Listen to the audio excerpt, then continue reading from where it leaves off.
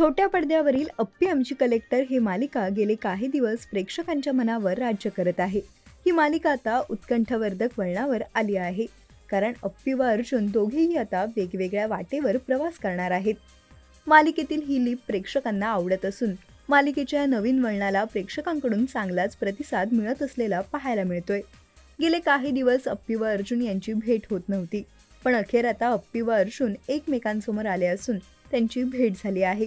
या भेटीत अमोल विषयी त्यांच्यात बोलणं झालं असून अर्जुनला सिम्बा हा त्यांचाच मुलगा असल्याचं अजून समजलेलं नाही. मालिकेच्या एका नवीन प्रोमोमध्ये अर्जुन अप्पीला भेटायला जातो, पण तो तिच्याविषयी काहीतरी गैरसमज करून घेतो.